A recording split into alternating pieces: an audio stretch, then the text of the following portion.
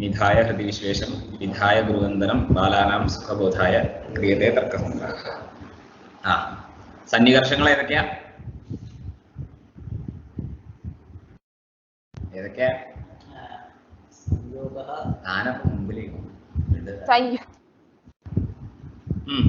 संयोग सन्निकर्षः, संयुक्त समवायः, संयुक्त समवेद समवायः, समवायः समवेद समवायः, विशेषण विशेष्यः. ശരി.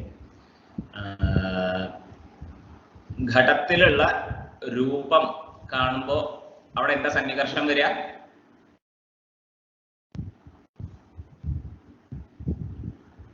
ഘടത്തില് രൂപമുണ്ട്, ആ രൂപത്തിന്റെ പ്രത്യക്ഷ ജ്ഞാനം ഉണ്ടാവണം എന്നുണ്ടെങ്കിൽ ഏതാ സന്നികർഷം വേണ്ടേ? സംയുക്ത സമവായ. സംയുക്ത സമവായ. ഘടം സംയുക്തമാണ്. ആ സംയുക്തമായ ഘടത്തിൽ സമവായ സംബന്ധം കൊണ്ട് എന്തുണ്ട്? രൂപമുണ്ട്. സംയുക്ത സമവായ. എന്ത് വെറും സംയുക്ത സമവായാണോ? അല്ല, ചക്ഷു സംയുക്ത സമവായ. ഓക്കെ. ഇതേപോലെ ശബ്ദം ഗ്രഹിക്കണം എന്നുണ്ടെങ്കിലോ?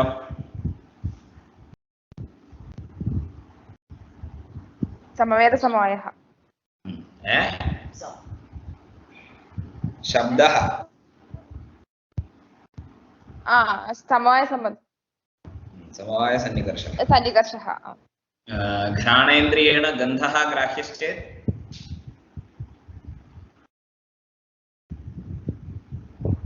घराणेन्द्रियेण गन्धः ग्राह्यः तर्हि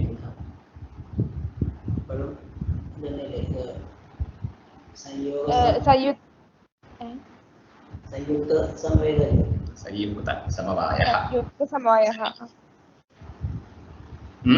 സംയുക്ത സമവായഃ ആണ് സന്നികർഷം. ഘ്രാണേന്ദ്രിയം ഒരു ദ്രവ്യമാണ്, സംയുക്തമാണ് ഘടം അല്ലെങ്കിൽ എന്തെങ്കിലും പദാർത്ഥം. ആ പദാർത്ഥത്തിൽ സമവേതമാണ് ഗന്ധ. ആ ഗന്ധത്തെ ഘ്രാണേന്ദ്രിയം കൊണ്ട് അറിയുന്നു. ശരി. അപ്പൊ നമ്മളിങ്ങനെ പരമ്പരാ സംബന്ധങ്ങൾ കുറച്ച് പറഞ്ഞു. ഇവിടെയാണ് നിർത്തിയിട്ടുണ്ടായിരുന്നത്. ഇനി നമുക്കൊന്ന് പിന്നിലേക്ക് പോയിട്ട് കാരണം ദ്വിവിധം.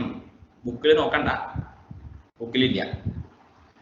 കാരണം രണ്ട് തരത്തിലുണ്ട്. സാധാരണ കാരണം, അസാധാരണ കാരണം എന്നുള്ളത് പറഞ്ഞിട്ടുണ്ടായിരുന്നു. അതില് സാധാരണ കാരണം എന്ന് പറയണമെന്നുണ്ടെങ്കിൽ അപ്പോ കാരണമായിട്ടുള്ള വസ്തുവില് അല്ല അതിരിക്കട്ടെ. ആദ്യം സാധാരണ കാരണം എന്ന് പറഞ്ഞാൽ എന്താ?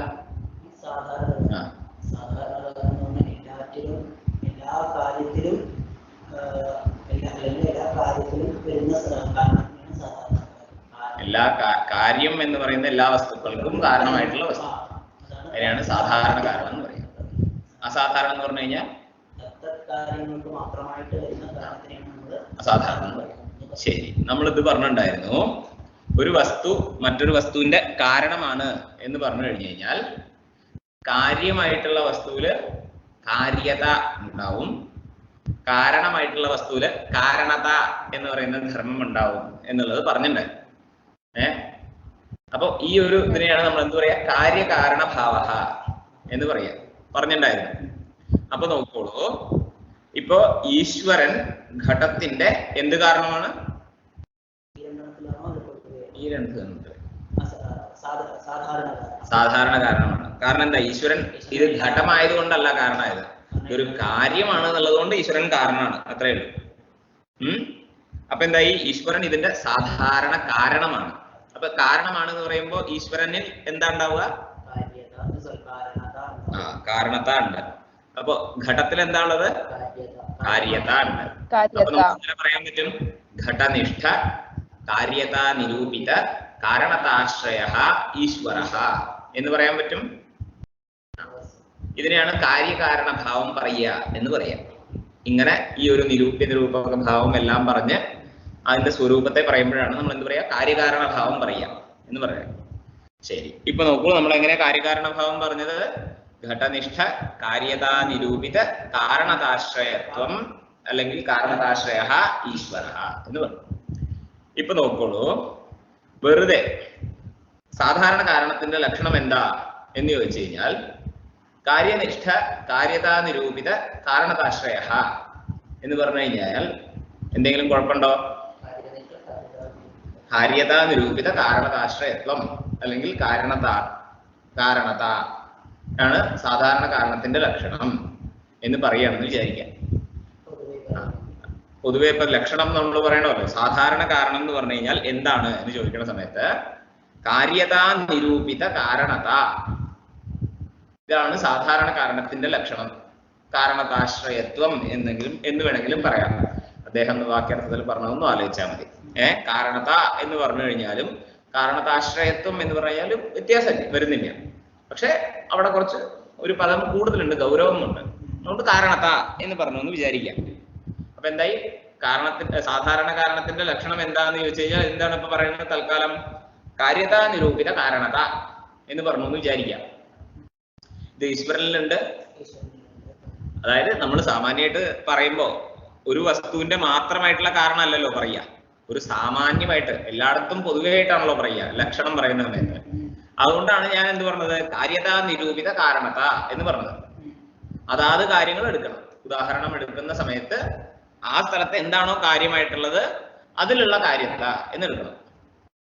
എല്ലായിടത്തും നമ്മളിപ്പോ കാര്യതാ നിരൂപിത കാരണത എന്ന് സാമാന്യമായിട്ട് ലക്ഷണം പറയുന്നുണ്ട് എന്നുണ്ടെങ്കിലും കാര്യത എന്നുള്ളത് കൊണ്ട് എന്താ എടുക്കേണ്ടത്? ഇപ്പോ ഘടമാണ് മുമ്പിലുള്ള, ഘടത്തിന്റെ കാര്യകാരണഭാവം പറയുകയാണെന്നുണ്ടെങ്കിൽ ഘടം എടുക്കണം. പടത്തിന്റെയാണ് പറയുന്നതെന്നുണ്ടെങ്കിൽ പടത്തിലുള്ള കാര്യത്തെ എടുക്കണം. ഇതേപോലെ അതാത് സ്ഥലങ്ങളിൽ നോക്കണം. നമ്മൾ ഒരിക്കലും ഓരോ വസ്തുവിന്റെയും കാര്യകാരണഭാവം പറയണമെന്നുണ്ടെങ്കിൽ എത്ര കൊല്ലെടുത്താലും തീരില്ല. അതുകൊണ്ട് നമ്മൾ എന്ത് ചെയ്യുന്നു വെച്ച് കഴിഞ്ഞാൽ പൊതുവെ ഇങ്ങനെയാണ് എന്നുള്ളത് പറയും. അപ്പൊ എന്തായി? ഇപ്പൊ നമ്മൾ പൊതുവെ എന്താ പറഞ്ഞത്? കാര്യത നിരൂപിത കാരണത എന്ന് പറഞ്ഞു. എന്തിന്റെ ലക്ഷണം? സാധാരണ കാരണത്തിന്റെ ലക്ഷണം. ഇപ്പൊ നോക്കൂ, ഘട്ടത്തിന്റെ സാധാരണ കാരണമാണ് ഈശ്വരൻ എന്ന് പറഞ്ഞു. അപ്പൊ ഈ ഈശ്വരനില് എന്തായി? ഘടനിഷ്ഠ കാര്യതാ നിരൂപിത കാരണത ഉണ്ട്. അതുകൊണ്ട് ഈശ്വരനില് സമന്വയമുണ്ട്. ശരിയല്ലേ? ഈശ്വരൻ ഘട്ടത്തിന്റെ സാധാരണ കാരണമാണ്. അതുകൊണ്ട് ഈശ്വരനില് ഘടനിഷ്ഠ കാര്യതാ നിരൂപിത കാരണത അസ്തി ഇതി കൃത്വാ ലക്ഷണ സമന്വയഃ ഭവതി. പക്ഷേ കപാലെ അതിവ്യാപ്തിർഭവതി. കപാലഃ ഘടസ്യ കീദൃശം കാരണം? അസാധാരണം കാരണം. കുതഃ? കപാലഃ ഘടം പ്രത്യേക കാരണം ഭവതി. ഘടഃ അയം ഇതി കൃത്വാ കാരണം. ഇതൊരു ഘടമാണ് എന്നുള്ളത് കൊണ്ടാണ് ആ കപാലം കാരണമായത്, അല്ലാതെ ഇതൊരു കാര്യമാണ് എന്നുള്ളത് കൊണ്ടല്ല. അതുകൊണ്ട് എന്തായി? ഈ കപാലം എന്ന് പറയുന്നത് ഒരു അസാധാരണ കാരണമാണ് ശരിക്കും. പക്ഷെ അവിടെയും ഈ കപാലത്തിലും ഘടനിഷ്ഠ കാര്യതാ നിരൂപിത കാരണത ഉണ്ട്. കാരണം കപാലവും ഘടത്തിന്റെ കാരണമാണ് എന്നുള്ളത് കൊണ്ട് കപാലഃ അപി ഘടസ്യ കാരണം ഭവതി ഇതി കൃത്വാ കപാലെ അപി ഘടനിഷ്ഠ കാര്യതാ നിരൂപിത കാരണത അസ്തി ഇതി കൃത്വാ തത്ര അതിവ്യാപ്തിഃ. അതിവ്യാപ്തിർനാമ തസ്യ ലക്ഷണस्य अलक्ष्यवृत्तित्वं सम्पूर्णं वक्तव्यं. तर्हि किं जातम्? इदानीं साधारणकारणलक्षणम् असाधारणकारणे अस्ति, असाधारणकारणं च अलक्ष्यम्. अतः अलक्ष्यलक्षणमस्ति इति कृत्वा अतिव्याप्तिः. तद्वारणार्थं किं क्रियते अस्माभिः? कार्यतायां घटनिष्ठ कार्यतायां कार्यत्वावच्छिन्नत्वं निवेश्यते. നമ്മൾ പറഞ്ഞിട്ടുണ്ടായിരുന്നു അവച്ഛേദകമായിട്ട് ധർമ്മങ്ങളും ഉണ്ടാവും സംബന്ധങ്ങളും പറയാൻ പറ്റും എന്ന് പറഞ്ഞിട്ടുണ്ടായിരുന്നു. അപ്പൊ അതിൽ നമ്മൾ എന്ത് ചെയ്യാണ്? കാര്യത്വം എന്ന് പറയുന്ന ഒരു ധർമ്മമുണ്ട്. കാര്യമാണെന്നുണ്ടെങ്കിൽ അതിൽ കാര്യത്വം ഉണ്ടല്ലോ. ഈ കാര്യത്വം എന്ന് പറയുന്ന ധർമ്മം അവച്ഛേദകമായിട്ട് നിവേശിപ്പിക്കുകയാണ്. കാര്യത എന്ന് പറയുന്നതിന് നമ്മള് ഇതൊരു കാര്യം ശ്രദ്ധിക്കണം. എന്താന്ന് വെച്ച് കഴിഞ്ഞാൽ കാര്യത എന്നുള്ളത് കൊണ്ട് നമ്മൾ എന്താ ഉദ്ദേശിക്കുന്നത്? ആ കാര്യത്തിലുള്ള ഒരു ധർമ്മമാണ് ഉദ്ദേശിച്ചത്. അതേസമയം കാര്യത്വം എന്ന് പറഞ്ഞാലും അതിലുള്ള ഒരു ധർമ്മം തന്നെയാണ്. കാര്യത്തിലുള്ള ഒരു ധർമ്മം തന്നെയാണ്. പക്ഷെ ഇവിടെ നമ്മൾ കാര്യത്വം എന്നുള്ളത് കൊണ്ട് എന്താ ഉദ്ദേശിക്കണെന്ന് വെച്ച് കഴിഞ്ഞാൽ ജന്യത്വം എന്നുള്ള അർത്ഥം. ജനിച്ചത് എന്ന് പറയുന്ന അതിന്റെ ഒരു ജനിക്കൽ എന്ന് പറയുന്ന ആ ധർമ്മം, കാര്യത്വം എന്നുള്ളത് കൊണ്ട് ജന്യത്വം എന്നുള്ള അർത്ഥം എടുക്കുന്നത്. അപ്പൊ എന്തായി? കാര്യത്വം എന്ന് പറയുന്നതിന്റെ അർത്ഥം എന്താണ്? ജന്യത്വം എന്നാണ് എടുക്കുന്നത്. കാര്യത എന്ന് പറയുന്നത് അതിലുള്ള ധർമ്മമാണ്. ശരിയായി? ഈ ജന്യത്വം എന്ന് പറയുന്നതും അതിലുള്ളത് തന്നെയാണ്, പക്ഷെ രണ്ടും വ്യത്യാസമുണ്ട് എന്ന് മനസ്സിലായില്ലേ? ശരിക്കും സാമാന്യമായിട്ട് വ്യാകരണം അനുസരിച്ച് നോക്കുകയാണെന്നുണ്ടെങ്കിൽ കാര്യത്വം എന്ന് പറഞ്ഞാലും കാര്യത എന്ന് പറഞ്ഞു കഴിഞ്ഞാലും ഒരേ അർത്ഥമാണ് വ്യാകരണം അനുസരിച്ച് നോക്കുമ്പോൾ. അപ്പോ ഇവർക്ക് തമ്മിൽ വ്യത്യാസമൊന്നുമില്ലല്ലോ. ആ വ്യത്യാസം കൊണ്ടുവരാൻ വേണ്ടിയിട്ടാണ് ഞാനിപ്പോ എന്ത് പറഞ്ഞത്? കാര്യത്വം എന്നുള്ളത് കൊണ്ട് ഉദ്ദേശിക്കുന്നത് ജന്യത്വം എന്ന് പറയുന്ന ധർമ്മമാണ്, കാര്യത എന്നുള്ളത് കൊണ്ട് അതിലുള്ള ധർമ്മമാണ് ഉദ്ദേശിക്കുന്നത്. ഇപ്പൊ വ്യത്യാസം വന്നില്ലേ? ശരി. അപ്പൊ ഈ കാര്യത്വാവച്ഛിന്നത്വം എവിടെ നിവേശിപ്പിക്കുന്നു? അതിൽ നോക്കിയിട്ട് കാര്യമൊന്നുമില്ല, അതിൽ അത് പിന്നെ എഴുതിയാൽ മതി. അപ്പൊ ഈ കാര്യത്വാവച്ഛിന്നത്വം നമ്മൾ എവിടെ നിവേശിപ്പിക്കുന്നു എന്ന് വെച്ച് കഴിഞ്ഞാൽ ഈ കാര്യതയിൽ നിവേശിപ്പിക്കുകയാണ്. ഇപ്പൊ നോക്കോളൂ. അപ്പൊ എന്തായി? അവച്ഛിന്നം, അവച്ഛേദകം എന്ന് പറഞ്ഞാൽ എന്താണ്?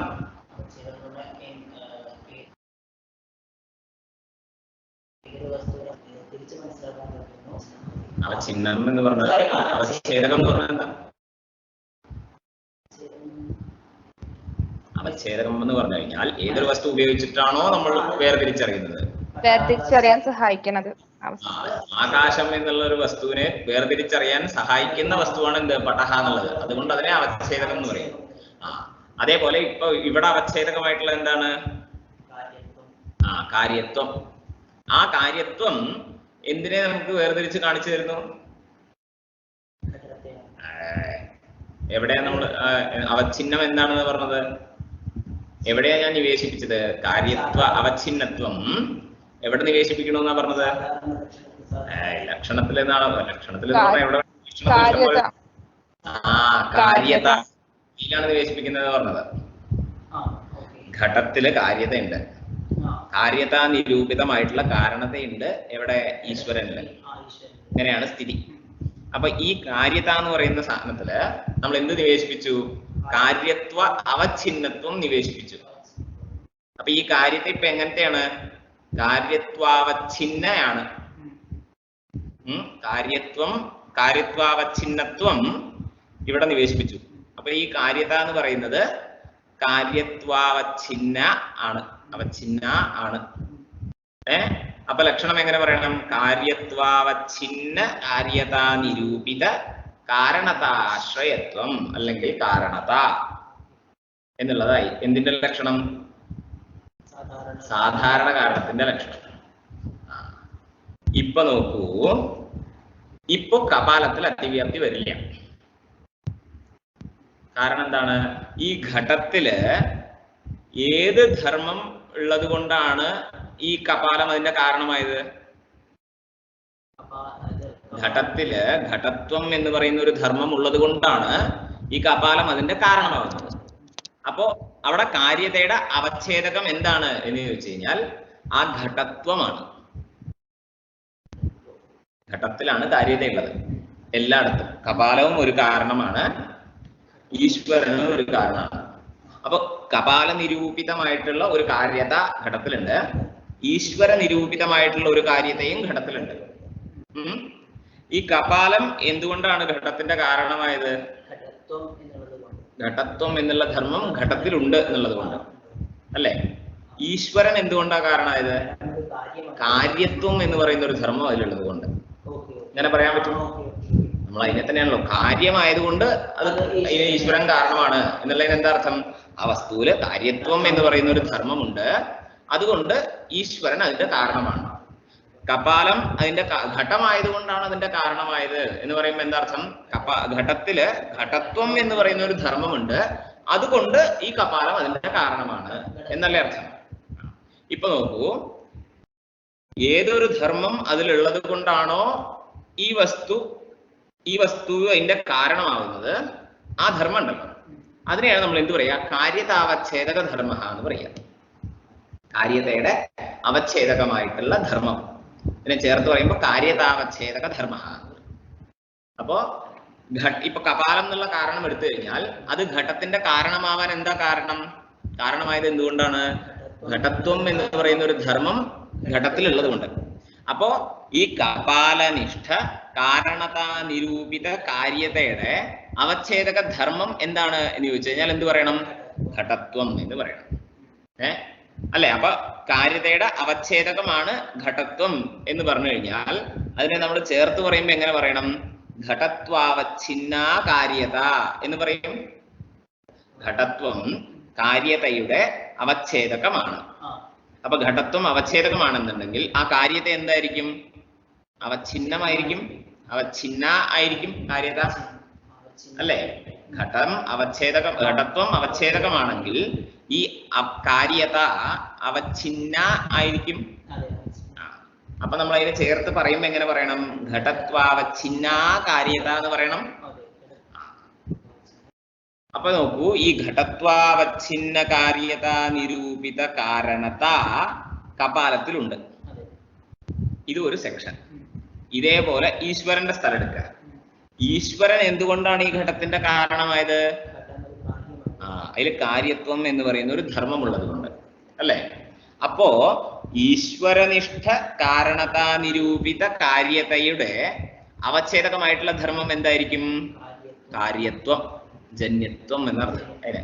അപ്പൊ കാര്യത്വമാണ്. ജന്യത്വം എന്ന് പറയണ്ട, അത് അർത്ഥം മനസ്സിലാക്കാൻ വേണ്ടി പറഞ്ഞതാണ്. കാര്യത്വം എന്ന് പറയും. അപ്പൊ എന്തായി? അവിടെ കാര്യത്വാവച്ഛിന്നയാണ് കാര്യത, ഈശ്വരൻ കാരണം എന്നുള്ള സ്ഥലത്ത്. അപ്പൊ എന്തായി? കാര്യത്വാവച്ഛിന്ന കാര്യത നിരൂപിത കാരണതാശ്രയ അല്ലെങ്കിൽ കാരണതാശ്രയ ഈശ്വര എന്ന് പറയാൻ പറ്റും. വ്യത്യാസം മനസ്സിലായില്ലേ? ഇപ്പൊ നോക്കൂ, നമ്മൾ സാധാരണ കാരണത്തിന്റെ ലക്ഷണം എന്താണ് ഇപ്പൊ പറഞ്ഞത്? കാര്യത്വാവച്ഛിന്ന കാര്യത നിരൂപിത കാരണതാശ്രയ അല്ലെങ്കിൽ കാരണത എന്ന് പറഞ്ഞു. ഇപ്പോ ഈ ഇങ്ങനെയുള്ള കാരണത കപാലത്തിൽ ഉണ്ടാവുമോ? കാരണം എന്താണ്? കപാലത്തില് ഉള്ള കാരണത്തെ എങ്ങനത്തെയാണ്? ഘടത്വാവച്ഛിന്ന കാര്യത നിരൂപിത കാരണത്തെയാണ്. അല്ലാതെ കാര്യത്വാവച്ഛിന്ന കാര്യത നിരൂപിത കാരണത അല്ല. അതുകൊണ്ട് അസാധാരണ കാരണത്തില് അതിവ്യാപ്തി വരില്ല. ശരി, അപ്പൊ സാധാരണ കാരണത്തിന്റെ ലക്ഷണം എന്തായി?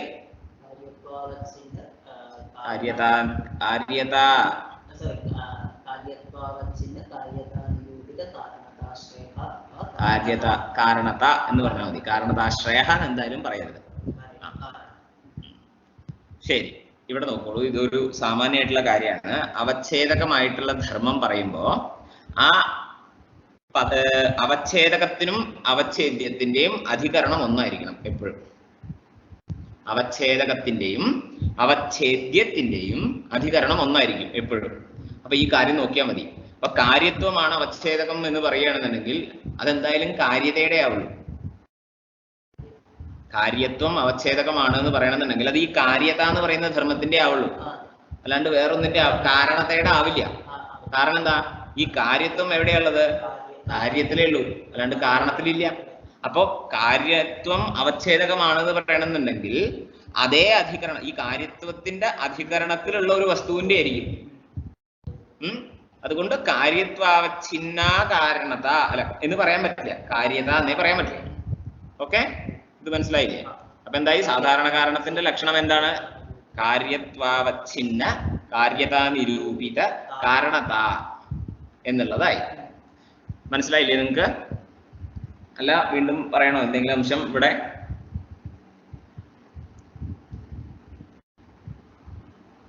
ഹലോ, മനസ്സിലായി. മനസ്സിലായി. ഈ സാധനം കുറച്ചൊരു ഇതുള്ളതാണ്, ശ്രദ്ധിച്ച് കേൾക്കണം. കാര്യത്വം കാര്യത എന്നുള്ളത്. ഇനി ഇതിലധികം വല്ലതും ഉണ്ടോ എന്നുള്ളത് ഞാനൊന്നും കൂടി നോക്കിയിട്ട് പറഞ്ഞു എന്താ വെച്ചാൽ ചെയ്യാം. എന്തെങ്കിലും ഉണ്ട് എന്നുണ്ടെങ്കിൽ ഞാൻ പറയാം. ശരി, അപ്പൊ എന്തായി? സാധാരണ കാരണം കഴിഞ്ഞു. ഇത്രയുള്ളൂ. സാധാരണ കാരണത്തിന്റെ ലക്ഷണം ഇത്രയേ ഉള്ളൂ. ശരി, അസാധാരണ കാരണം എന്ന് പറഞ്ഞു കഴിഞ്ഞാൽ എന്താണ്? അതാത് കാര്യങ്ങൾക്ക് കാരണമായിട്ടുള്ളത്. അതായത് സാമാന്യമായിട്ട് പറയുമ്പോ കാര്യത്വം അല്ലാത്ത, കാര്യത്വാവച്ഛിന്ന കാര്യത എന്ന് പറഞ്ഞു കഴിഞ്ഞാൽ അത് സാധാരണ കാരണമായി. കാര്യത്വാവച്ഛിന്ന കാര്യത നിരൂപിത കാരണത എന്ന് പറയുമ്പോൾ അതെന്തായി? സാധാരണ കാരണമായി. അപ്പൊ സാധാരണ കാരണം അല്ലാത്തത് എന്നാണല്ലോ പറയേണ്ടത്. സാധാരണ കാരണം അല്ലാത്തത് അസാധാരണ കാരണം എന്നാണല്ലോ പറയേണ്ടത്. അപ്പൊ അതിന് നമ്മൾ എന്ത് ചെയ്യാണ്? അസാധാരണ കാരണത്തിന്റെ സ്ഥലത്ത് ഈ കാര്യത്വം അവച്ഛേദകമായിരിക്കില്ല അല്ലെ? കാര്യത്വം അവച്ഛേദകമായിരിക്കില്ല. അപ്പൊ വേറെന്തെങ്കിലും ആയിരിക്കും ധർമ്മം. അതുകൊണ്ട് നമ്മൾ എന്താ ചെയ്യണമെന്ന് വെച്ച് കഴിഞ്ഞാൽ കാര്യത്വാതിരിക്ത ധർമാവച്ഛിന്ന കാര്യത നിരൂപിത കാരണത എന്ന് പറയുക. നോക്കൂ, സാധാരണ കാരണത്തിന്റെ സ്ഥലത്ത് കാര്യതയുടെ അവച്ഛേദകമായിട്ട് എന്താ ഉണ്ടാവുക? കാര്യത്വം. അത് എല്ലായ്പ്പോഴും കാര്യത്വമായിരിക്കും. സാധാരണ കാരണമാണെന്നുണ്ടെങ്കിൽ കാര്യതയുടെ അവച്ഛേദകം എന്താ? കാര്യത്വം. അതിൽ സംശയമില്ല. അതേസമയം അസാധാരണ കാരണമാണെന്നുണ്ടെങ്കിൽ ഈ കാര്യത്വം ആയിരിക്കില്ല എന്നേ ഉള്ളൂ. വേറെ എന്ത് വേണേ ആവാം. ഘടത്വോ ഗുണത്വോ എന്ത് വേണേ ആവാം. ഘടമാണെങ്കിൽ ഘടത്വം, പടമാണെങ്കിൽ പടത്വം, ദ്രവ്യമാണെങ്കിൽ ദ്രവ്യത്വം, എന്ത് വേണേ പറയാം. അപ്പൊ എന്താ? ഈ കാര്യത്വം അല്ല എത്ര ആവശ്യമുള്ളൂ. നമുക്ക് വേറെ എന്ത് ധർമ്മമായാലും വിരോധമില്ല അസാധാരണ കാരണത്തിന്. അപ്പൊ നമ്മൾ എന്ത് ചെയ്യാണ്? കാര്യത്വ അതിരിക്ത ധർമാവച്ഛിന്ന കാര്യത എന്ന് പറയാണ് ലക്ഷണത്തില്. അവിടെയും ഈ അംശം തുല്യമാണ്. എന്ത്? കാര്യത നിരൂപിത കാരണത എന്നുള്ളത് തുല്യമാണ് രണ്ട് സ്ഥലത്തും. പക്ഷെ നമ്മൾ ആ അവച്ഛേദകം മാത്രം മാറ്റുകയാണ്. നിങ്ങക്ക് കേൾക്കുന്നില്ലേ? ഞാൻ ഇയർഫോൺ വെക്കാണ്ടാണ് സംസാരിക്കണേ, അതുകൊണ്ടാ ചോദിക്കണേ. അപ്പോ ഈ ഒരു അംശം മാത്രം അതിൽ മാറ്റം വരുത്തുകയാണ്. അവച്ഛേദകമായിട്ടുള്ള ആ ധർമ്മം മാറ്റി കഴിഞ്ഞു കഴിഞ്ഞാൽ അസാധാരണ കാരണമായി. സാധാരണത്തിന്റെ അവിടെ കാര്യത്വമായിരിക്കും അവച്ഛേദകം. അസാധാരണത്തിന്റെ സ്ഥലത്ത് എന്തായിരിക്കും? കാര്യത്വം അതിരിക്തമായിരിക്കും. അതിരിക്തം എന്ന് പറഞ്ഞു കഴിഞ്ഞാൽ അല്ലാത്തത്, ഭിന്നം എന്നർത്ഥം. അപ്പൊ കാര്യത്വത്തിന്റെ സ്ഥലത്ത് കാര്യത്വം അവച്ഛേദകമായിട്ട് വന്നു കഴിഞ്ഞാൽ അത് സാധാരണ കാരണം. കാര്യത്വ അതിരിക്തമായിട്ടുള്ള ധർമ്മം അവച്ഛേദകമായിട്ട് വന്നു കഴിഞ്ഞാൽ അസാധാരണ കാരണം. ശരി, ഇപ്പൊ നോക്കോളൂ. അപ്പൊ ലക്ഷണം എങ്ങനെ വരും? കാര്യത്വാതിരിക്ത ധർമാവച്ഛിന്ന കാര്യതാനിരൂപിത കാരണത എന്ന് വരും. ഓക്കെ, ശരി. ഇതിന്റെ ഉദാഹരണം നോക്കൂ. എന്താ? ഘടത്തിന്റെ അസാധാരണ കാരണമാണ് എന്ത്? കപാലം. അപ്പോ കപാലത്തില് കപാലത്തിൽ എങ്ങനത്തെ കാരണത്തെയാണുള്ളത്? ഘടത്വാവച്ഛിന്ന കാര്യതാനിരൂപിത കാരണത്തെയാണുള്ളത്. ഈ ഘടത്വം കാര്യത്വം അല്ല. അപ്പൊ കാര്യത്വ അതിരിക്ത ധർമ്മമാണ്. അതിരിക്തം എന്ന് പറഞ്ഞു കഴിഞ്ഞാൽ ഭിന്നം, വേറെ അർത്ഥം. അപ്പൊ കാര്യത്വം അല്ല എന്നുള്ളത് കൊണ്ട് കാര്യത്വ അതിരിക്ത ധർമ്മമാണ് എന്ത്? ഘടത്വം. അപ്പൊ കാര്യത്വാതിരിക്ത ധർമാവച്ഛിന്ന കാര്യത്വാതിരിക്ത ധർമ്മ ഘടത്വം. താദൃശ ഘടത്വാവച്ഛിന്ന കാര്യതാ നിരൂപിത കാരണത കുത്രസ്തി? കാരണത कपाले अस्ति. कपाले अस्ति. अतः कपालः घटस्य असाधारण कारणं भवति. ओके, ശരി, കഴിഞ്ഞു. അസാധാരണ കാരണവും കഴിഞ്ഞു. ഇനി എന്താ നോക്കാനുള്ളത്? പുനഃ ത്രിവിധം എന്ന് പറഞ്ഞിട്ടുണ്ടായിരുന്നു. കാരണം ത്രിവിധം ഏതൊക്കെയാണ്? സമവായി കാരണം, അസമവായി കാരണം, നിമിത്ത കാരണം. അങ്ങനെയല്ലേ? ശരി, സമവായി കാരണത്തിന്റെ ലക്ഷണം എന്താ? യത്സമവേദം കാര്യം ഉത്പദ്യതേ തത്സമവായി കാരണം. സമന്വയിപ്പിക്കൂ. എങ്ങനെയാണ് പറയേണ്ടത്?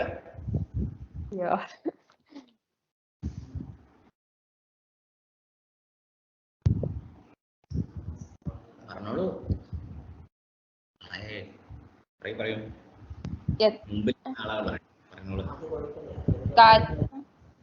പറയൂ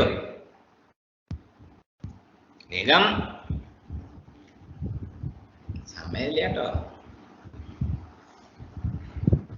പറയൂ. എന്താ കേൾക്കാത്ത? ഉമ്മയുടെ ഞാൻ പറയാ കേൾക്കണില്ല.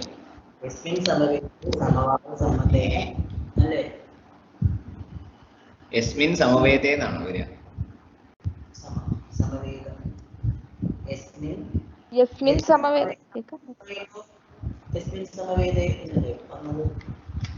സമവേദേ എന്ന് പറഞ്ഞു ഞാൻ. യത് സമവേദം, യസ്മിൻ സമവേദം എന്നല്ലേ പറഞ്ഞേ? അതിന്റെ അർത്ഥം പറയും മലയാളത്തില്.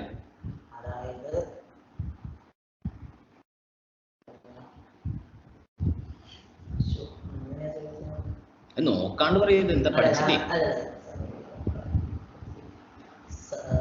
ഏതൊന്നിലാണോ സമവായ സംബന്ധം കൊണ്ട് കാര്യം ഉത്പത്തിയാവുന്നത് ആ ഒരു കാരണത്തിനെയാണ് നമ്മൾ സമവേതം എന്ന് പറഞ്ഞു കഴിഞ്ഞാൽ എന്താ? സമവേദം എന്ന് പറയുന്നത് സമവായ സംബന്ധം കൊണ്ട് ഉണ്ടാവുന്നത് അല്ലെങ്കിൽ ഉള്ളത് അല്ലെ?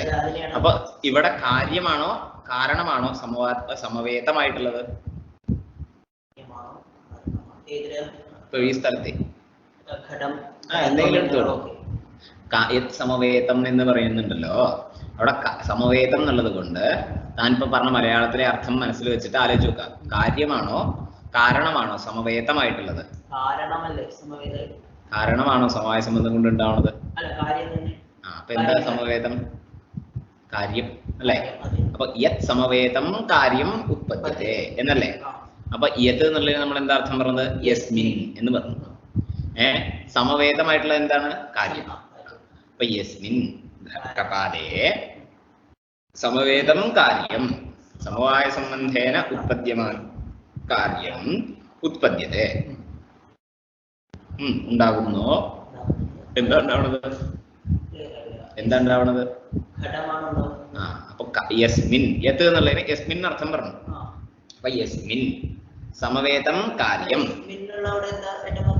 കാരണം എന്താണോ അത്, എവിടെയാണോ ഘടത്തിലാണോ ഘടം ഉണ്ടാവണേ, എവിടെയാണോ ഉണ്ടാകുന്നത് അത് എന്ന് പറഞ്ഞു. എവിടെ ഉണ്ടാവണത് ഘടം? അപ്പൊ യസ്മിൻ ഉള്ളതുകൊണ്ട് എന്താ എടുക്കേണ്ടത്? കപാലം എടുക്കണം. സമവേദം കാര്യം സമവായ സംബന്ധേന വർത്തമാനം കാര്യം ഉത്പദ്യത്തെ സഹ തത് കപാലദ്വയം അല്ലെങ്കിൽ കപാലഃ കാര്യം പ്രതി ഘടം പ്രതി സമവായി കാരണം. അങ്ങനെയല്ലേ പറഞ്ഞത്? ശരി. നമ്മള് അപ്പൊ ഇവിടെ എങ്ങനെ കാര്യകാരണഭാവം എങ്ങനെയാണ്? ഘടനിഷ്ഠ കാര്യത നിരൂപിത കാരണത കപാലേ അസ്തി. അങ്ങനെയല്ലേ കാര്യകാരണഭാവം വരുന്നത്? ശരി. ഈ അവച്ഛേദക സംബന്ധം എങ്ങനെയാ കണ്ടുപിടിക്കുക എന്നുള്ളത് ഞാൻ പറഞ്ഞിട്ടുണ്ടായിരുന്നു. ഏതിനെ സംബന്ധം? അത് നമ്മൾ ആധാരാധേയ ഭാവത്തിന്റെ സ്ഥലത്ത് പറഞ്ഞിട്ടുണ്ടായിരുന്നു. ആധേയതാവച്ഛേദക സംബന്ധം എങ്ങനെയാ കണ്ടുപിടിക്കുക എന്ന് വെച്ച് കഴിഞ്ഞാൽ ആധേയം അതിന്റെ അധികരണത്തില് എന്ത് സംബന്ധം കൊണ്ടാണുള്ളത് അതായിരിക്കും. അതേപോലെ കാര്യതാവച്ഛേദക സംബന്ധം എങ്ങനെയാ കണ്ടുപിടിക്കുക എന്ന് വെച്ച് കഴിഞ്ഞാൽ കാര്യം അതിന്റെ അധികരണത്തിൽ എന്ത് സംബന്ധം കൊണ്ടാണോ ഉള്ളത് അതായിരിക്കും അവച്ഛേദക സംബന്ധം, കാര്യതാവച്ഛേദക സംബന്ധം. ഓക്കെ, ശരി. ഇപ്പൊ ഇവിടെ കാര്യം എന്താണ്? കാരണം എന്താണ്? കപാലമാണ്. ഈ കാര്യത്തിന്റെ അധികരണം എന്താണ്? ഘടം എവിടെയുള്ളത്? കപാലത്തിലുള്ളത്. അപ്പൊ കാര്യത ഘടത്തിലുണ്ട്, അതിന്റെ അവച്ഛേദക സംബന്ധം എന്തായിരിക്കും? സമവായ സംബന്ധം അല്ലെ? എന്തുകൊണ്ടാണ്? കാര്യമായിട്ടുള്ള ഘടം സമവായ സംബന്ധം കൊണ്ടാണ് അതിന്റെ അധികരണത്തിലുള്ളത്. അതുകൊണ്ട് കാര്യതാവച്ഛേദക സംബന്ധം എന്താണ്? സമവായ സംബന്ധം. ശരി. നമ്മൾ ഒരു നിയമം പറഞ്ഞിട്ടുണ്ടായിരുന്നു. കാരണം എന്താണെന്ന് പറയുന്ന സമയത്ത് കാര്യവും കാരണവും ഒരു അധികരണത്തിൽ ഉണ്ടാവണം എന്ന് പറഞ്ഞിട്ടുണ്ടായിരുന്നു. ഓർക്കുണ്ടോ? അപ്പോ ഇവിടെ ഇപ്പൊ നമ്മൾ ഘടം കാരണമായിട്ടുള്ള കപാലത്തിൽ ഉണ്ട് എന്ന് പറഞ്ഞു. കപാലത്തിലുണ്ട്. അപ്പൊ ഇനി കപാലം ആ കപാലത്തിലുണ്ട് എന്ന് പറയണം.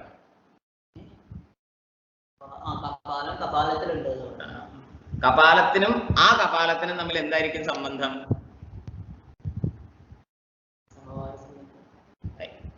ഞാൻ എന്നില് സമവായ സംബന്ധം കൊണ്ടുണ്ടെന്ന് പറയാൻ പറ്റുമോ? അഭേദ എന്ന് പറഞ്ഞൊരു സംബന്ധമാണ്. സ്വസ്മിൻ അഭേദ സംബന്ധ.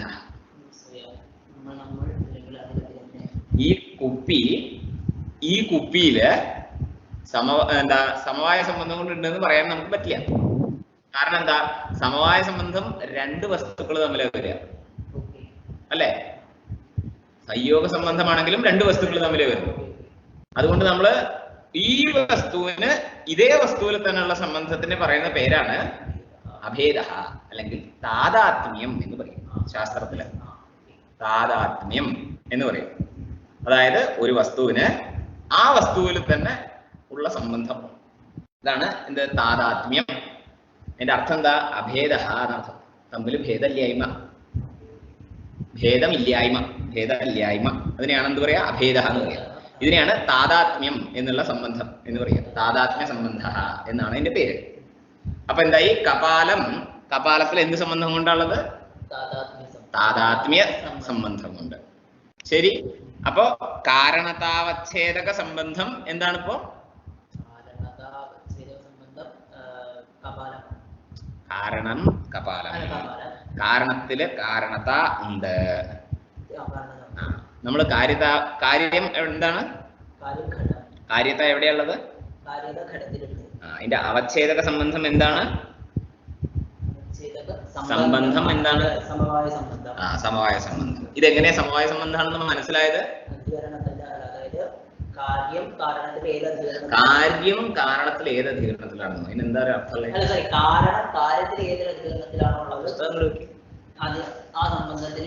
കാരണം അതിന്റെ കാര്യം അതിന്റെ അധികരണത്തില് എന്ത് സംബന്ധം കൊണ്ടാണോ ഉള്ളത് അത് ആ സംബന്ധമാണ് കാര്യതാവച്ഛേദകം എന്നേ ഞാൻ പറഞ്ഞോളൂ. കാരണത്തിനും കാര്യത്തിനും തമ്മിൽ എന്താ സംബന്ധം എന്നല്ല ഞാൻ പറഞ്ഞത്. വ്യത്യാസം മനസ്സിലാക്കണം. എല്ലാ സ്ഥലത്തും ഘടവും കപാലവും മാത്രമല്ല എടുത്തിട്ട് കാര്യമില്ല. നിൽക്കൂ, കപാലം എടുക്കണോണ്ടാണ് ഈ സംശയം വരുന്നത്. വേറൊരു ഉദാഹരണം എടുക്കുക. ഘടത്തിന്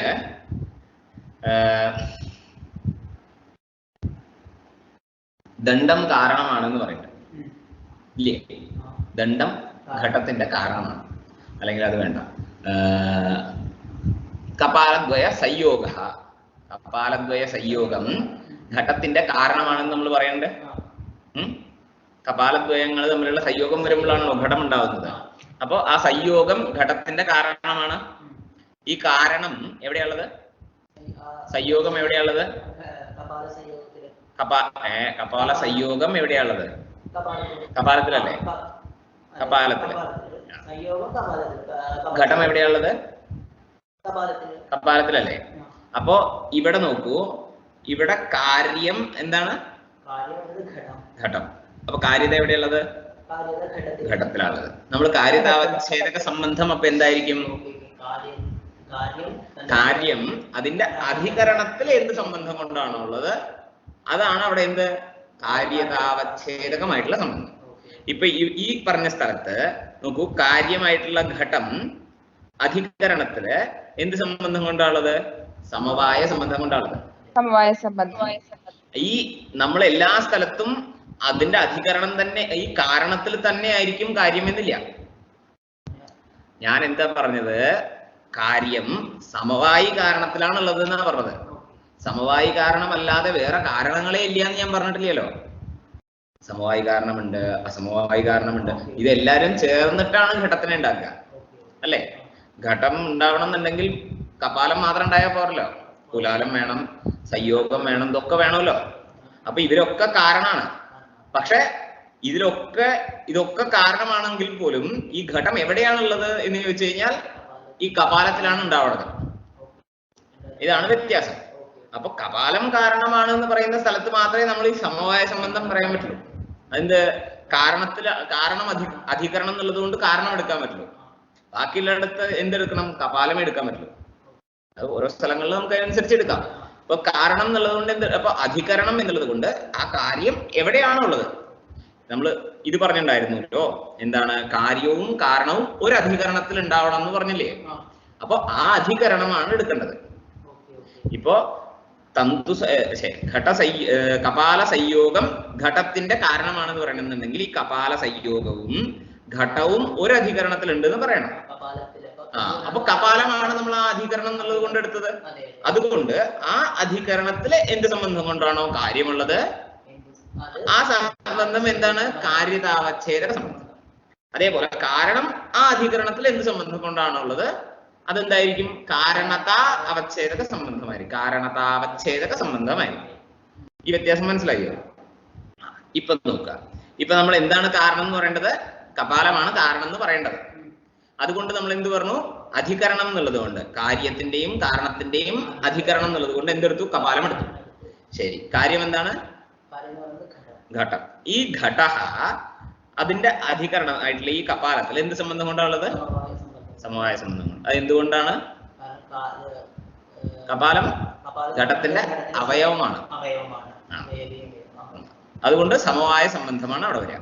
ശരി, അപ്പൊ കാര്യം ഘട, കാരണം കപാല.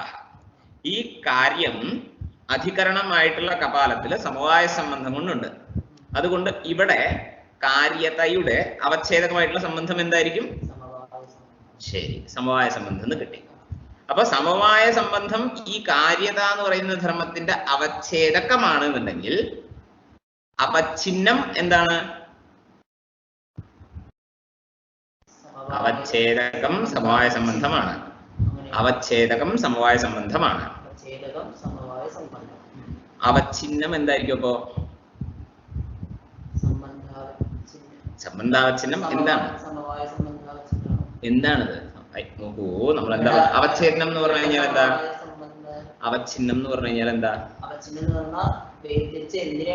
അറിയല്ലേ?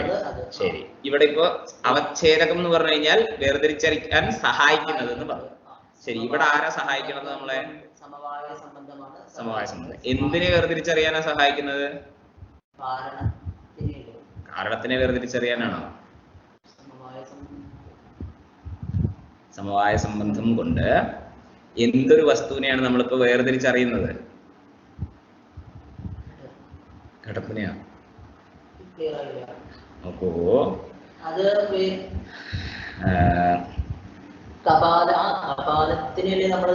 നോക്കൂ, ഗന്ധം അല്ലെങ്കിൽ വേണ്ട, ഗന്ധം വേണ്ട. ഘടം സംയോഗ സംബന്ധം കൊണ്ട് ഭൂതലത്തിലുണ്ട്, സമവായ സംബന്ധം കൊണ്ട് കപാലത്തിലുണ്ട്. സംശയമില്ലല്ലോ? ഈ ഘടത്തിന്റെ അധികരണം ഭൂതലമാണ് എന്ന് പറയുമ്പോ ഭൂതലനിഷ്ഠ അധികരണത നിരൂപിതമായിട്ടുള്ള ഒരു ആധേയത ഘടത്തിലുണ്ട് എന്ന് പറഞ്ഞു. അതേപോലെ കപാലം അധികരണമാണ് എന്ന് പറയുന്ന സമയത്ത് കപാലനിഷ്ഠ അധികരണത നിരൂപിതമായിട്ടുള്ള ഒരു ആധേയതയും ഈ ഘടത്തിലുണ്ട്. അപ്പൊ ഇപ്പൊ ഘടത്തിൽ മൊത്തം എത്ര ആധേയതയുണ്ട്? 2 എണ്ണം ഉണ്ട്. ഇപ്പൊ വെറും ആധേയത എന്ന് മാത്രം പറഞ്ഞു കഴിഞ്ഞാൽ ഇതിൽ ഏതാ എടുക്കണ്ടേന്നുള്ള സംശയം വരും. അപ്പൊ ഇവര് തമ്മിൽ നമുക്ക് വേർതിരിച്ചറിയാൻ എന്തെങ്കിലും ഒരു സഹായി വേണം. ഈ 2 ആധേയതകൾ തമ്മിൽ വ്യത്യാസം മനസ്സിലാക്കാൻ വേണ്ടിയിട്ട് എന്തെങ്കിലും ഒരു വസ്തു വേണം. അപ്പൊ ആ വസ്തുവിനെ നമ്മൾ എന്ത് പറയും? അവച്ഛേദകം എന്ന് പറയും. അതായിട്ട് നമ്മളിപ്പോ എന്തെടുത്തു? ഒരു സ്ഥലത്ത് സമവായ സംബന്ധം എടുത്തു. കാരണം എന്താണ്? ആ കപാലം എന്ന് പറയുന്ന അധികരണത്തിൽ ഈ ഘടം എന്ന് പറയുന്ന ആധേയം സമവായ സംബന്ധം കൊണ്ടാണുള്ളത് എന്നുള്ളത് കൊണ്ട് അവിടെ അവച്ഛേദകം എന്നുള്ളത് കൊണ്ട് എന്തെടുത്തു? സമവായ സംബന്ധം എടുത്തു. അപ്പോ ആ ആധേയത എങ്ങനത്തെയാണ്? സമവായ സംബന്ധാവച്ഛിന്ന. ഏതൊരു വസ്തുവിനെയാണോ നമ്മൾ വേർതിരിച്ചറിയുന്നത് അത് അവച്ഛിന്നം എന്ന് പറയും. ഇപ്പൊ നമ്മൾ ഇവിടെ ഈ സ്ഥലത്ത് എന്തിനെ അറിയുന്നത്? ആധേയത എന്ന് പറയുന്ന ഒരു ധർമ്മത്തിനെയാണ് നമ്മൾ വേർതിരിച്ചറിയുന്നത്, അല്ലെ? അപ്പൊ അതിനെ നമ്മൾ എന്ത് പറഞ്ഞു? അവച്ഛിന്നം എന്ന് പറഞ്ഞു, അല്ലെങ്കിൽ അവച്ഛിന്ന എന്ന് പറഞ്ഞു. അതേപോലെ അപ്പുറത്ത് സംയോഗ സംബന്ധം കൊണ്ടാണ് ഭൂതലം എന്ന് പറയുന്ന അധികരണത്തിലുള്ളത്. അപ്പൊ അവിടുത്തെ ആധേയതയുടെ അവച്ഛേദകമാണ് എന്ത്? സംയോഗ എന്ന് പറയുന്ന സംബന്ധം. അപ്പൊ ഈ സംയോഗ എന്ന് പറയുന്ന സംബന്ധം കൊണ്ട് എന്തിനെയാണ് നമ്മൾ വേർതിരിച്ചറിയണത്? ആധേയതയെയാണ്. അപ്പൊ ആ ആധേയത എന്താണ്? അവച്ഛിന്ന ആണ്. ഈ അംശം മനസ്സിലായില്ലേ? ഇതേപോലെ ഇവിടെ നോക്കുക. ഘടത്തിന്റെ കാരണം കപാലമാണ്, ഈശ്വരനുമാണ്. ഈശ്വരനും കാരണമാണ്. കപാലത്തിന് ഈശ്വരനും കാരണമാണ്. ഘടത്തിന് ഈശ്വരനും കാരണമാണ്, കപാലവും കാരണമാണ്. അപ്പൊ കപാലനിഷ്ഠ കാരണത്താ നിരൂപിതമായിട്ടുള്ള ഒരു കാര്യത അവിടെ ഉണ്ട്. ഈശ്വരനിഷ്ഠ കാരണത്താ നിരൂപിത കാര്യതയും അവിടെ ഉണ്ട്. അപ്പൊ നമ്മൾ ഇനി എന്ത് ചെയ്യണം? അപ്പൊ ഈ 2 കാര്യതകൾ തമ്മിലുള്ള ഒരു വ്യത്യാസം നമുക്ക് പറയണം. അതിന് നമ്മൾ എന്ത് ചെയ്തു?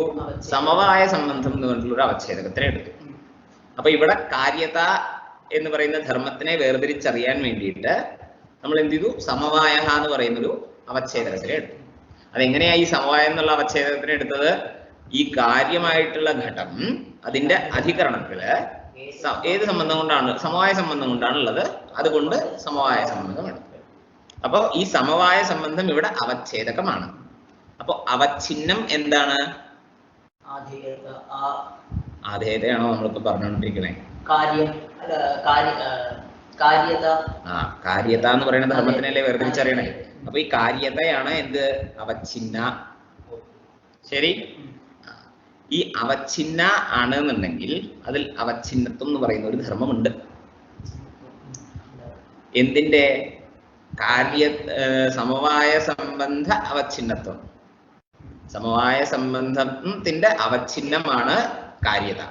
അപ്പൊ ഈ കാര്യത്തെ എങ്ങനത്തെയാണ്? സമവായ സംബന്ധാവച്ഛിന്ന ആണ്. അപ്പൊ അതിൽ അവച്ഛിന്നത്വം എന്ന് പറയുന്ന ഒരു ധർമ്മമുണ്ട്. അത് ഉണ്ട്. പക്ഷെ നമ്മളത് ലക്ഷണത്തിൽ ഇതുവരെ പറഞ്ഞിട്ടുണ്ടായിരുന്നില്ല. ലക്ഷണത്തിൽ ഇതുവരെ പറഞ്ഞിട്ടുണ്ടായിരുന്നില്ല. അതിലുണ്ട്, ഇല്ല എന്ന് പറയുന്നില്ല. പക്ഷെ അത് നമ്മൾ ലക്ഷണത്തിൽ പറഞ്ഞിട്ടുണ്ടായിരുന്നില്ല. അപ്പൊ ഇങ്ങനെ ഒരു ദോഷം വരണ സമയത്ത് നമ്മൾ എന്ത് പറയുന്നു? അതിനെ, ഈ കാര്യത്തെ വേർതിരിച്ചറിയാൻ വേണ്ടിയിട്ട് നമ്മൾ ഇത് ലക്ഷണത്തിൽ ചേർത്ത് പറയാണ്. അപ്പൊ എന്താണ് നമ്മൾ പറയുക? സമവായ സംബന്ധാവച്ഛിന്ന കാര്യത എന്ന് പറയും. കാര്യത എന്ന് എടുത്തു പറയും. ഈ കാര്യത കുറെ എണ്ണുണ്ട്. അതിൽ സമവായ സംബന്ധാവച്ഛിന്നയായിട്ടുള്ള കാര്യത എന്ന് എടുത്തു പറഞ്ഞു. ശരിയായില്ലേ? ഇനി ഇതേപോലെ കാരണത്തെയും ഒരുപാടുണ്ടാവും. കാപാലം കാരണമാണ് എന്ന് പറഞ്ഞു കഴിഞ്ഞാൽ ഘടത്തിന്റെയും കാരണമാവാം, അതിലുള്ള രൂപത്തിന്റെ കാരണമാവാം. അങ്ങനെ ഒരുപാട് കാരണതകൾ ഉണ്ടല്ലോ. ഘടത്തിന്റെ കാരണം എന്താണ്? ഘടത്തിന്റെ കാരണം എന്താണ്? കപാലഹ. ഈ കപാലം ഘടത്തിന്റെ മാത്രമേ കാരണമുള്ളൂ എന്നുണ്ടോ? ഇല്ല. കപാലദ്വയ സംയോഗത്തിന്റെ കാരണമാവാം. രണ്ട് കപാലം തമ്മിൽ സംയോഗം വേണമെന്നുണ്ടെങ്കിൽ കപാലം വേണമല്ലോ. അതേപോലെ കപാലത്തിൽ രൂപമുണ്ട്. അപ്പൊ ആ കപാലത്തിലുള്ള രൂപത്തിന്റെ സമവായി കാരണവും ഈ കപാലമാണ്. അപ്പൊ ഇങ്ങനെ കാരണം എന്ന് പറഞ്ഞു കഴിഞ്ഞാൽ ഒരുപാട് വസ്തുക്കളുടെ കാരണമാണല്ലോ ഈ കപാലം. അപ്പൊ ഇതിന്റെ ഒക്കെ കാരണത ഈ കപാലത്തിലുണ്ട്. അപ്പൊ ഈ കാരണതകൾ നമ്മൾ തിരിച്ചറിയണം, വേർതിരിച്ചറിയണം. അതിന് വേണ്ടിയിട്ട് നമ്മൾ എന്ത് ചെയ്യുന്നു? സംബന്ധം നിവേശിപ്പിക്കണം. അപ്പൊ എന്ത് ചെയ്യണം? കാരണം ഈ നമ്മൾ ഉദ്ദേശിച്ച കാര്യമുള്ള അധികരണത്തിൽ എന്ത് സംബന്ധം കൊണ്ടാണുള്ളത്, ആ സംബന്ധം. ഈ പുസ്തകം ഇവിടുന്ന് മാറ്റി വെച്ചാൽ എന്റെ കാല് തട്ടാതെ കഴിയും. ആ സംബന്ധം അവച്ഛേദകമായിട്ട് പറയണം. ഏതെങ്കിലും അധികരണത്തിലുള്ള സംബന്ധം പറഞ്ഞിട്ട് കാര്യമില്ല. നമ്മളിപ്പോ ഏത് കാര്യത്തിന്റെ കാരണമാണ് എന്നാണോ പറയാൻ പോകുന്നത്, ആ കാര്യത്തിന്റെ അധികരണത്തിൽ ഈ കാരണം എന്ത് സംബന്ധം കൊണ്ടാണോ ഉള്ളത്, ആ സംബന്ധമാണ് അവച്ഛേദകം എന്ന് പറയുന്നത്. ഘടത്തിന്റെയാണ് കപാലം കാരണം എന്ന് പറയണമെന്നുണ്ടെങ്കിൽ ആ ഘടം ഏതൊരു അധികരണത്തിലാണോ ഉള്ളത്, ആ അധികരണത്തില് ഈ കപാലം എന്ത് സംബന്ധം കൊണ്ടാണോ ഉള്ളത്, മനസ്സിലായോ? ഇല്ലെങ്കിൽ പറയണം. ആയിക്കോട്ടെ, ഞാൻ സാമാന്യമായിട്ട് പറയണം. എല്ലായിടത്തും ഒരേപോലെയാണിത്. കാര്യം ഏതൊരു വസ്തുവാണോ ആ കാര്യത്തിന്റെ അധികരണത്തില് ഈ കാരണം എന്ത് സംബന്ധം കൊണ്ടാണോ ഉള്ളത്, ആ സംബന്ധമായിരിക്കും എന്ത്? കാരണത്തായുടെ അവച്ഛേദകമായിട്ടുള്ള സംബന്ധം. തിരിച്ചും ഇതേപോലെ തന്നെ. എവിടെ കാരണം ഏതൊരു അധികരണത്തിലാണോ ഉള്ളത്, ആ അധികരണത്തില് കാര്യം എന്ത് സംബന്ധം കൊണ്ടാണോ ഉള്ളത്, അതെന്തായിരിക്കും? കാര്യതാവച്ഛേദക കാര്യതയുടെ അവച്ഛേദക സംബന്ധം. ഈ അംശം മനസ്സിലായില്ലോ? ഇനി നോക്കുക, ഘടത്തിന്റെ സമവായി കാരണമാണ് എന്ത്? കപാലം. ഈ കപാലം ഘടത്തിന്റെ അധികരണത്തില് എന്ത് സംബന്ധം കൊണ്ടാണുള്ളത് നോക്കണം. ഘടത്തിന്റെ അധികരണം എന്താണ്? കപാല. കപാലം. അപ്പൊ കപാലത്തില് എന്ത് സംബന്ധം കൊണ്ടാണുള്ളത് എന്ന് നോക്കണം. ഞാൻ ഇപ്പൊ പറഞ്ഞിട്ടുണ്ടായിരുന്നു എന്ത്? അഭേദ അല്ലെങ്കിൽ താദാത്മ്യം എന്ന് പറഞ്ഞു. അപ്പൊ ഈ താദാത്മ്യമാണ് എന്ത്? ഘടത്തിന്റെ അധികരണമായിട്ടുള്ള വസ്തുവിൽ കപാലത്തിനുള്ള സംബന്ധം.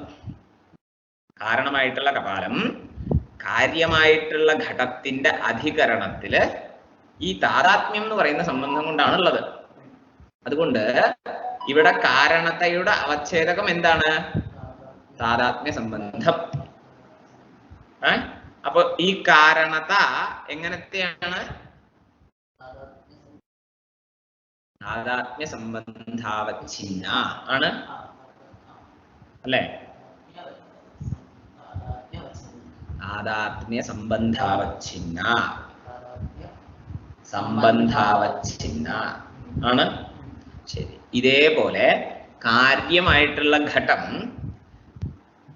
കപാലം എന്ന് പറയുന്ന കാരണത്തിന്റെ അധികരണത്തില്, അതായത് ഈ കപാലത്തില് എന്ത് സംബന്ധം കൊണ്ടാണുള്ളത്? ഘട്ടം. കപാലത്തിന്റെ അധികരണത്തിൽ. ഞാൻ പറഞ്ഞു അത് കാരണത്തില് എന്ന് പറയാൻ പാടില്ല. കാര്യം ഒരു അധികരണത്തിലുണ്ട്, കാരണവും അതേ അധികരണത്തിലുണ്ട് എന്ന് പറയണം. അപ്പൊ കാരണം ആ അധികരണത്തിൽ എന്ത് സംബന്ധം കൊണ്ടാണോ ഉള്ളത് അത് കാര്യതാവച്ഛേദക സംബന്ധം. കാരണം ആ അധികരണത്തിൽ എന്ത് സംബന്ധം കൊണ്ടാണോ ഉള്ളത് അത് കാരണതാവച്ഛേദക സംബന്ധം. ഈ അംശം മനസ്സിലായില്ലേ? ഞാൻ വീണ്ടും പറയാം, വിരോധമില്ല. കാര്യതാവച്ഛേദകം എന്ന് പറഞ്ഞു കഴിഞ്ഞാൽ എന്താണ്, കാരണതാവച്ഛേദകം എന്ന് പറഞ്ഞു കഴിഞ്ഞാൽ എന്താണ്, ഇത് മനസ്സിലായില്ലേ? ഇത്രയും തന്നെ ഞാനും പറയുള്ളൂ. കാര്യവും കാരണവും ഒരു അധികരണത്തിലുണ്ട് എന്ന് പറയണം എപ്പോഴും. അപ്പൊ ആ ഒരു അധികരണം എന്ത് വേണമെങ്കിലും ആവാം. അത് ഈ ഘടത്തിന്റെ കാരണം തന്നെ വേണമെന്നില്ല. ഇവിടെ സ്ഥലത്ത് കാരണം തന്നെയാണെന്ന് മാത്രം. ഈ ഒരു സ്ഥലത്ത് മാത്രമേ ഇത് കാരണമുള്ളൂ. ബാക്കിയുള്ളിടത്ത് എന്ത് വേണേ ആവാം. അധികരണം എപ്പോഴും നമ്മള് തന്തു സംയോഗം കാരണമാണെന്ന് പറയുന്ന സമയത്ത് കാരണം എന്നുള്ളതുകൊണ്ട് എന്താ എടുക്കേണ്ടത്? തന്തു സംയോഗമാണ് പടത്തിന്റെ എടുക്കേണ്ടത്. പടത്തിന് കാരണം എന്താണ്? തന്തു സംയോഗം. അപ്പൊ പടത്തിന്റെ അധികരണം, പടം കാരണത്തിൽ എന്ത് സംബന്ധം കൊണ്ടാണ് ഉള്ളത് എന്നുള്ളത് കൊണ്ട് തന്തു സംയോഗത്തിൽ പടമില്ല. അതുകൊണ്ട് തന്തു സംയോഗമാണ് അധികരണം എന്നുള്ള എടുക്കരുത്. നോക്കൂ, കാര്യം സമവായി കാരണത്തിലാണുള്ളത്, അല്ലാണ്ട് കാരണത്തിലുണ്ട് എന്ന് പറയരുത്. പറയുകയാണെന്നുണ്ടെങ്കിൽ വ്യക്തമായിട്ട് പറയണം, അല്ലെങ്കിൽ അങ്ങനെ പറയാൻ നിൽക്കരുത്. ഒന്നില്ലെങ്കിൽ സമവായി കാരണത്തിൽ നിന്ന് എടുത്തു പറയണം, അതല്ലെങ്കിൽ അത് പറയാൻ നിൽക്കരുത്. മനസ്സിലായോ? കാരണം കാരണത്തിൽ എന്ന് പറഞ്ഞു കഴിഞ്ഞാൽ കാരണം ഈ പടം സമവായി കാരണം മാത്രമല്ല, എല്ലാം കാരണമാണ്. തന്തു സംയോഗം കാരണമാണ്, അതിലുള്ള രൂപം, ഇതൊക്കെ കാരണമാണ്. അപ്പോ കാരണത്തിലുണ്ട് എന്ന് പറഞ്ഞു കഴിഞ്ഞാൽ തെറ്റാണ് അതിന്റെ അർത്ഥം. പക്ഷെ സമവായി കാരണത്തിലുണ്ട് എന്ന് പറയണം, പക്ഷെ അങ്ങനെ പറയലില്ല, പതിവില്ല. അതുകൊണ്ടാണ് ഞാൻ എടുത്തു പറയുന്നത് കാര്യം ഒരു അധികരണത്തിലുണ്ട്, ആ അധികരണത്തിൽ തന്നെ കാരണവും ഉണ്ട് എന്ന് പറയണം. അത് ചിലപ്പോൾ അതിന്റെ സമവായി കാരണം തന്നെ ആയിരിക്കും, ചിലപ്പോൾ എന്തെങ്കിലും ആയിരിക്കും, ഇതുപോലെ എന്തെങ്കിലും വേണമെങ്കിലും ആവാം. അപ്പൊ അത് ഏതൊരു അധികരണത്തിലാണോ കാര്യമുള്ളത് അതേ അധികരണത്തിൽ കാരണം ഉണ്ടാവണം. ഇത്രേ ആവശ്യമുള്ളൂ നമുക്ക്. ആ അധികരണത്തില് കാരണവും ഉണ്ടാവണം, ഇത്രേ നമുക്ക് ആവശ്യമുള്ളൂ. ആ അധികരണം എന്ത് വേണമെങ്കിലും ആയിക്കോട്ടെ. ഇപ്പോ ഈ സ്ഥലത്ത് ആ അധികരണം എന്നുള്ളത് കൊണ്ട് സമവായി കാരണം തന്നെയാണ് എടുക്കുന്നത് എന്ന് മാത്രമേ ഉള്ളൂ. അത് ശ്രദ്ധിച്ച് പറയണം. പറയുന്ന സമയത്ത് അത് അങ്ങനെ പറയരുത്. കാരണത്തില് എന്നങ്ങോട്ട് പറഞ്ഞു കഴിഞ്ഞാൽ അവർ ചോദിക്കും, അങ്ങനെയാണെങ്കിൽ തന്തു സംയോഗത്തിൽ എന്ത് സംബന്ധം കൊണ്ടാണല്ലേ ചോദിക്കും. അപ്പൊ അത് തെറ്റാണ്. അതുകൊണ്ട് അങ്ങനെ പറയരുത്. സമവായി കാരണത്തിലേ കാര്യം ഉണ്ടാവുള്ളൂ. ശരി, ഇല്ല എന്ന് പറയണില്ല. ഏതൊരു അധികരണത്തിലാണോ കാര്യമുള്ളത് എന്ന് പറഞ്ഞു കഴിഞ്ഞാൽ സ്വസ്ഥാനം, ആരും ചോദിക്കാൻ പറ്റില്ല. അതിന് വേണ്ടിയിട്ടാണ്. ശരി, അപ്പൊ നോക്കൂ, കാര്യം ഏതൊരു ആ അധികരണത്തില് കാരണമുള്ള സ്ഥലത്ത് തന്നെ കാര്യമുണ്ട് എന്നും പറയണല്ലോ. അപ്പൊ കാര്യമുള്ള സ്ഥലത്ത് ഏത് സംബന്ധം കൊണ്ടാണോ ആ കാരണമുള്ളത്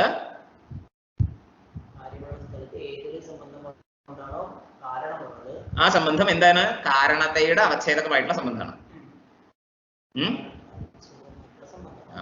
അതേപോലെ കാരണമുള്ള സ്ഥലത്ത് കാര്യം എന്ത് സംബന്ധം കൊണ്ടാണോ ഉള്ളത് അത് സംബന്ധം എന്താണ്? കാര്യതയുടെ അവച്ഛേദക സംബന്ധം. ഇപ്പൊ കാര്യമായിട്ടുള്ള ഘട്ടം കപാലത്തിലുണ്ട്. അപ്പൊ ആ കപാലത്തിൽ ഈ കപാലം എന്ത് സംബന്ധം കൊണ്ടാണുള്ളത്? താദാത്മ്യ സംബന്ധം. അതുകൊണ്ട് കാരണതാവച്ഛേദക സംബന്ധം എന്താണ്? താദാത്മ്യ സംബന്ധമാണ്. അവച്ഛേദകം താദാത്മ്യ സംബന്ധമാണെങ്കിൽ കാരണത എന്തായിരിക്കും? അവച്ഛേദകം താദാത്മ്യ സംബന്ധം എന്തിന്റെ? കാരണതയുടെ. അപ്പൊ കാരണത എന്താണ്? കാരണത എന്ന് പറയുന്ന ധർമ്മമുണ്ട്, അതിന്റെ അവച്ഛേദകമാണ് എന്ത്? അവച്ഛേദകം. അപ്പൊ താദാത്മ്യ സംബന്ധം അവച്ഛേദകമാണെങ്കിൽ അവച്ഛിന്നം എന്താണ്? നോക്കടോ, കാര്യത എന്ന് പറയുന്ന ധർമ്മത്തിനെയല്ലേ നമ്മൾ തിരിച്ചറിയുന്നത്, വേർതിരിച്ചറിയണത്. ഏതൊരു വസ്തുവിനെയാണോ വേർതിരിച്ചറിയുന്നത് അതിനെയാണ് അവച്ഛിന്നം എന്ന് പറയുന്നത്. ഇപ്പൊ ഇവിടെ താൻ എന്തിനെ വേർതിരിച്ചറിയണേ? ഈ താദാത്മ്യ സംബന്ധം കൊണ്ട് എന്തിനെ വേർതിരിച്ചറിയണേ? അങ്ങനെയാണോ വേർതിരിച്ചറിയണേ? കപാലത്തില് ഒരുപാട് കാര്യതയുണ്ട്. അതിൽ ഒരെണ്ണം താദാത്മ്യ സംബന്ധാവച്ഛിന്നയാണ്, ഒരെണ്ണം സമവായ സംബന്ധാവച്ഛിന്നയാണ്. ഇങ്ങനെ രണ്ട് കാരണതകളുണ്ട്. അതിൽ ഈ താദാത്മ്യ സംബന്ധം കൊണ്ടും ഒരു കാരണതയുണ്ട്, സമവായ സംബന്ധം കൊണ്ടും ഒരു കാരണതയുണ്ട്. ഇതിലിപ്പോ താദാത്മ്യ സംബന്ധം കൊണ്ട് താൻ എന്തിനെയാണ് ഇവിടെ വേർതിരിച്ചറിയണത്? കാരണതയല്ലേ? അപ്പൊ അവച്ഛിന്നം എന്താണ്?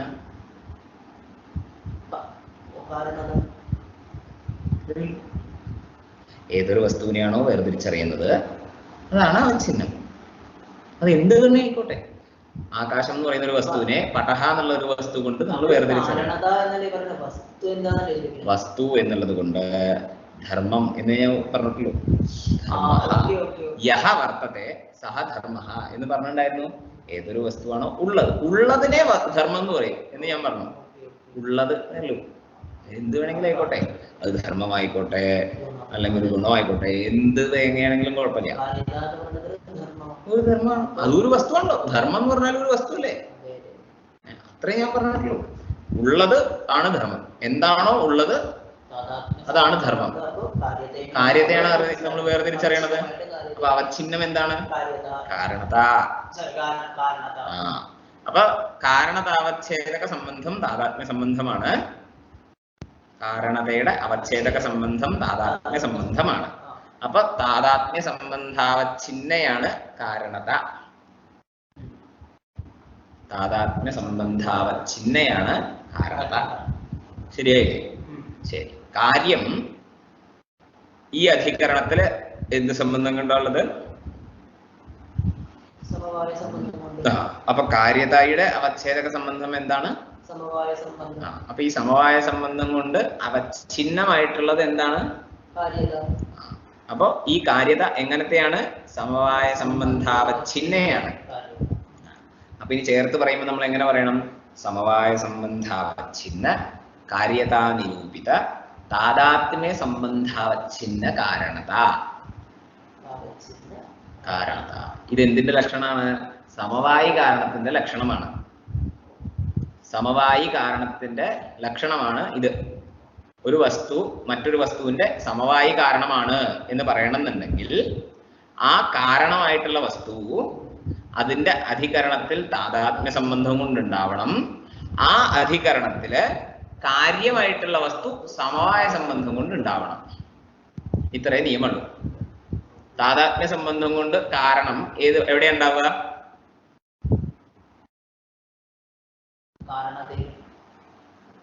താദാത്മ്യ സംബന്ധം കൊണ്ട് കാരണം എവിടെയാ ഉണ്ടാവുക? കാര്യതയിലോ? താദാത്മ്യ സംബന്ധം എന്ന് പറഞ്ഞു കഴിഞ്ഞാൽ എന്താ? അഭേദം അല്ലേ? അഭേദ എന്ന് പറഞ്ഞ എന്താ അർത്ഥം? ഭേദം ഇല്ലാണ്ടിരിക്കുക. അത് തന്നെയെന്ന് അർത്ഥം അല്ലേ? അപ്പൊ ഈ താദാത്മ്യ സംബന്ധം കൊണ്ട് കാരണം എവിടെയാ ഉണ്ടാവുക? കാരണത്തിലല്ലേ ഉണ്ടാവുക? അതേപോലെ ആ കാരണത്തിൽ സമവായ സംബന്ധം കൊണ്ട് ഉണ്ടാകുന്ന കാര്യത്തിനെയാണ് നമ്മൾ എന്ത് പറയുക? കാര്യത്തിന് കാര്യം തന്നെ പറയുള്ളൂ. ആ കാരണത്തിനെ സമവായി കാരണം എന്ന് പറയും. ശരിയല്ലേ? നമ്മൾ തർക്കസംഗ്രഹത്തിൽ പങ്ക്തി എങ്ങനെയാ വായിച്ചത്? യത് സമവേദം കാര്യമുത്പദ്യതേ എന്ന് പറഞ്ഞു. ഏതൊരു വസ്തുവിലാണോ സമവായ സംബന്ധം കൊണ്ട് കാര്യം ഉണ്ടാകുന്നത് അതാണ് എന്നല്ലേ പറഞ്ഞത്? അതിന്റെ കൂട്ടത്തിൽ നമ്മൾ എന്ത് ചേർത്തു? ഇപ്പോ ലക്ഷണം പറയുന്ന സമയത്ത് കാരണവും ആ അധികരണത്തിൽ താദാത്മ്യ സംബന്ധം കൊണ്ട് ഉണ്ടാവണം എന്ന് പറഞ്ഞു. അറിയില്ലല്ലോ. താദാത്മ്യ സംബന്ധം കൊണ്ട് കാരണം എവിടെയാ ഉണ്ടാവുക? ആ കാരണത്തിൽ തന്നെ ഉണ്ടാവുക. അപ്പൊ കാരണത്തിൽ സമവായ സംബന്ധം കൊണ്ട് കാര്യം ഉണ്ടാവുന്നുണ്ട് എന്നുണ്ടെങ്കിൽ ആ കാരണത്തിനെ നമ്മൾ എന്ത് പറയും? സമവായി കാരണം എന്ന് പറയും. ഇത്രേനെ അർത്ഥം ഉദ്ദേശിച്ചിട്ടുള്ളൂ. ഈ ഒരു അംശം അതിൽ ചേർത്ത് പറഞ്ഞു. എന്ത്? കാരണം ആ അധികരണത്തിൽ എന്ത് സംബന്ധം കൊണ്ടാണുള്ളത് എന്ന് ചോദിച്ചു കഴിഞ്ഞാൽ താദാത്മ്യ സംബന്ധമാണ് എന്ന് പറഞ്ഞു. അത്രേ ഉണ്ടായുള്ളൂ. അപ്പൊ നമ്മൾ കാര്യകാരണഭാവം പറയുമ്പോ എങ്ങനെ പറയണം? സമവായ സംബന്ധാവച്ഛിന്ന കാര്യത നിരൂപിത താദാത്മ്യ സംബന്ധാവച്ഛിന്ന കാരണത. ഇത് എന്തിന്റെ ലക്ഷണമാണ്? സമവായി കാരണത്തിന്റെ ലക്ഷണമാണ്. ഇത് എല്ലായിടത്തും തുല്യാണ്. ഇതിപ്പോ നമ്മൾ ഉദാഹരണത്തിന് ഘടവും കപാലവും മാത്രമേ എടുത്തു. ഇതേപോലെ പടത്തിന്റെ സമവായി കാരണം എന്താ? തന്തു. ആ സ്ഥലത്ത് നോക്കോളൂ, തന്തു കാരണമാണ്, കാര്യം പടമാണ്. കാര്യം അധികരണത്തില്, അതായത് തന്തുവില് എന്ത് സംബന്ധം കൊണ്ടാണുള്ളത്? സമവായ സംബന്ധം കൊണ്ടാണുള്ളത്. ആ തന്തു എന്ന് പറയുന്ന കാരണം തന്തുവിൽ എന്ത് സംബന്ധം കൊണ്ടാണുള്ളത്? താദാത്മ്യ സംബന്ധം കൊണ്ട്. അപ്പോ സമവായ സംബന്ധാവച്ഛിന്ന കാര്യത നിരൂപിത താദാത്മ്യ സംബന്ധാവച്ഛിന്ന കാരണത എന്ന് പറയുന്നത് തന്തുവിലുണ്ട്. അപ്പൊ പടത്തിന്റെ സമവായ കാരണം എന്താണ്? തന്തു. ഇതേപോലെ ഓരോ സ്ഥലത്തും നമുക്ക് പറയാൻ പറ്റും. കറക്റ്റായില്ലേ? സംശയം ഉണ്ടോ? ഉമ്മയ്ക്കും ഓപ്പൾക്കും മനസ്സിലായില്ലേ?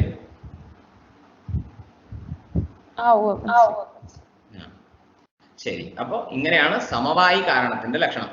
എന്ത്? സമവായ സംബന്ധാവച്ഛിന്ന കാര്യത നിരൂപിത താദാത്മ്യ സംബന്ധാവച്ഛിന്ന കാരണത. കാരണതാവച്ഛേദക സംബന്ധം താദാത്മ്യമായിരിക്കണം, കാര്യതാവച്ഛേദക സംബന്ധം സമവായമായിരിക്കണം. അത്രയേ ഉള്ളൂ. ശരി, നമുക്കിപ്പോൾ നിർത്തുക. 10 മണി കഴിഞ്ഞു.